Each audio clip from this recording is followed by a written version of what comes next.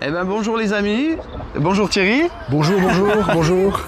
Donc aujourd'hui on a Thierry Kopp. Alors Thierry, ça fait combien d'années que tu es dans le ministère maintenant? Depuis ma conversion. Ouais. Ça fait combien de temps?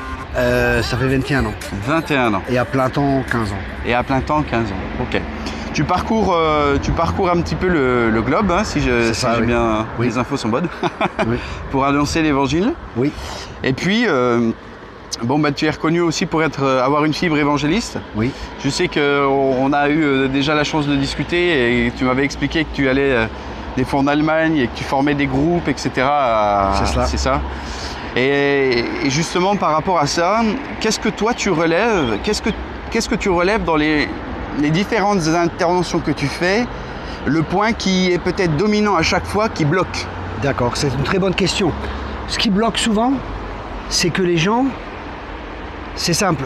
Un jour, j'étais avec un évangéliste et il me dit « Thierry, tu m'as démystifié l'évangélisation. » Et je crois que des fois, on complique les choses alors que c'est tellement simple. Si nous revenons à la simplicité de l'égard de Christ, je crois c'est simple. Je parle de mon Père, je parle de son amour pour moi, je parle de ce qu'il a fait dans ma vie. C'est juste témoigner.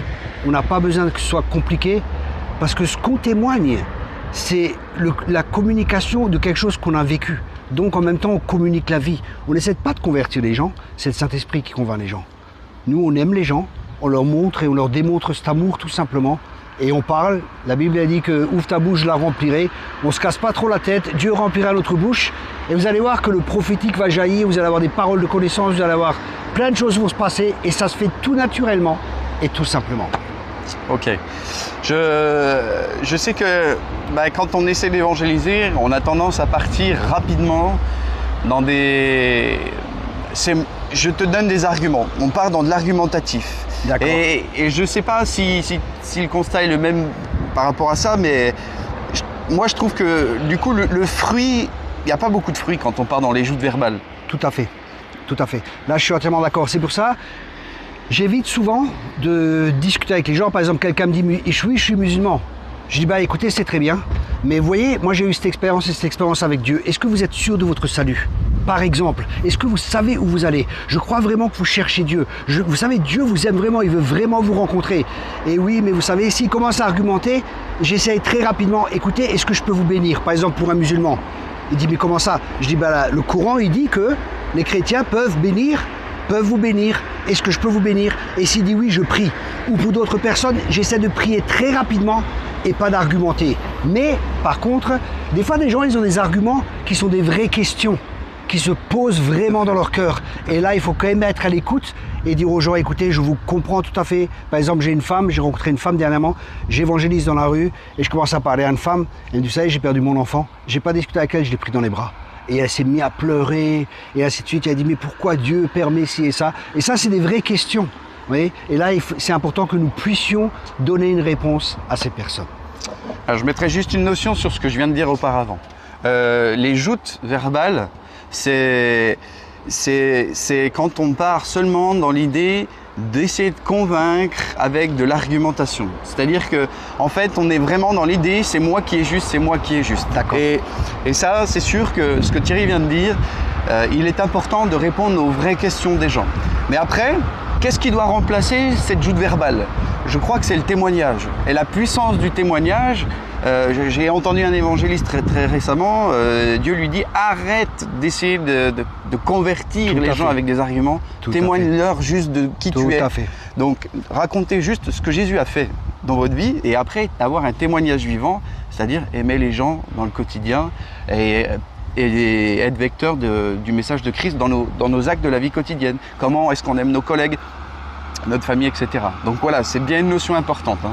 C'est très bien, parce que les gens, qu'est-ce qu'ils recherchent ? Ils recherchent l'amour, sans le savoir inconsciemment. Et nous, on est porteurs de l'amour de Dieu. Donc notre rôle, vous savez, on peut gagner des gens avec des paroles et les perdre avec notre comportement. Mais je crois que vraiment gagner les gens, vous savez, quand vous aimez les gens, leur cœur s'ouvre. Le but, c'est de créer un pont entre nos cœurs pour que leur cœur puisse s'ouvrir. Et comment peut-on créer un pont ? En acceptant les gens, en acceptant leur manière de penser, sans vouloir être d'accord. Mais on peut accepter sans être d'accord. Et là, on peut discuter avec les gens tranquillement et leur expliquer, écoutez, je vous comprends tout à fait, moi aussi j'étais comme ça ou comme ceci ou comme cela. Et comme il vient de dire, ce qui est important, c'est vraiment le témoignage. Le témoignage, très courtement, le témoignage c'est avant votre conversion, ce qui s'est passé quand vous avez rencontré Dieu et votre vie maintenant. Tout simplement ces 3 points. Je vous encourage à écrire votre témoignage, à le lire, à le méditer, à travailler sur votre témoignage parce que c'est une arme puissante dans les mains de Dieu pour arracher les âmes de l'enfer.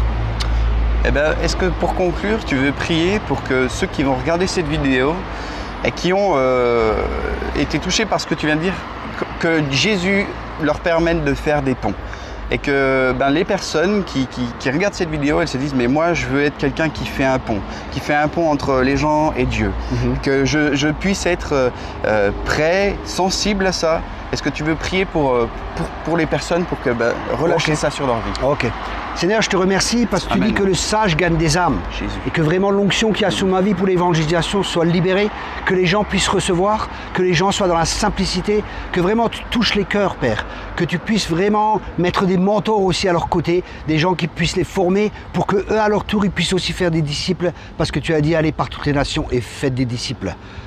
Priez aussi pour les gens, je vous encourage aussi à prier pour les gens, parce que les gens, Dieu va guérir, Dieu est un Dieu qui veut se manifester et Dieu veut vous utiliser. Soyez encouragés, ne soyez pas découragés, même si vous ne voyez pas tout de suite les fruits. Un paysan, quand il sème, il ne veut pas avoir les fruits le lendemain. Semez et un jour vous récolterez. Soyez richement bénis, merci beaucoup. Merci Thierry. Merci. Ciao, ciao. À très vite. Ciao. So good, so good. God, you are so